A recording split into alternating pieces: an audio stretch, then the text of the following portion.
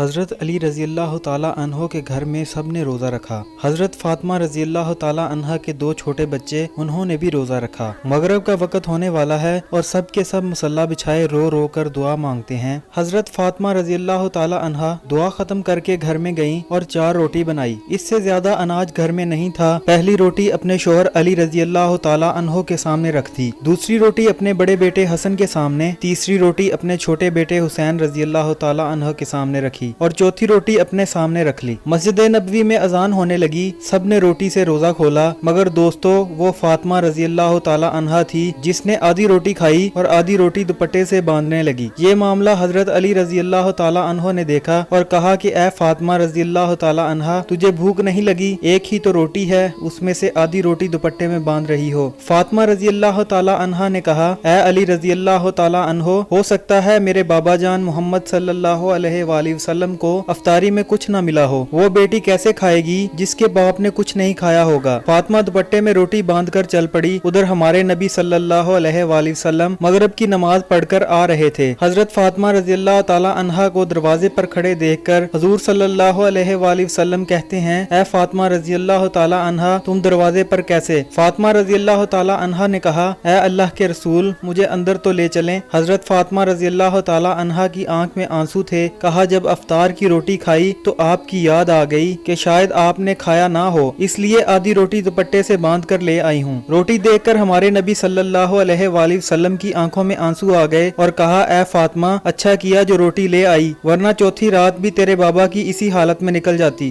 دونوں ایک دوسرے کو دیکھ کے رونے لگتے ہیں۔ اللہ کے رسول صلی اللہ علیہ وآلہ وسلم نے روٹی مانگی۔ فاطمہ رضی اللہ تعالیٰ عنہا نے کہا، بابا جان آج اپنے ہاتھوں سے روٹی کھلاؤں گی۔ پھر اپنے ہاتھ سے کھلانے لگی۔ روٹی ختم ہو گئی اور حضرت فاطمہ رضی اللہ تعالیٰ عنہا رونے لگتی ہیں۔ حضور صلی اللہ علیہ وآلہ وسلم نے دیکھا اور کہا کہ فاطمہ اب کیوں روتی ہو؟ کہا، ابا جان کل کیا ہوگا؟ کل کون کھلانے آئے گا؟ کل کیا میرے گھر میں چولہا جلے گا؟ کل کیا آپ کے گھر میں چولہا جلے گا؟ نبی صلی اللہ علیہ وآلہ وسلم نے اپنا پیارا ہاتھ فاطمہ رضی اللہ تعالیٰ عنہا کے سر پر رکھا اور کہا کہ اے فاطمہ، تو بھی صبر کر لے اور میں بھی صبر کرتا ہوں۔ ہمارے صبر سے اللہ امت کے گنہگاروں کا گناہ معاف کرے گا۔ اللہ اکبر۔ یہ ہوتی ہے محبت جو نبی کریم کو ہم سے تھی، امت سے تھی۔ یہ گنہگار امتی ہم ہی ہیں جن کے لیے نبی بھوکے رہے، نبی کی بیٹی بھوکی رہی، اور ہم لوگ کیا کر رہے ہیں؟ ان کے لیے کل قیامت کے دن میں اور آپ، ہم سب لوگ کیا جواب دیں گے؟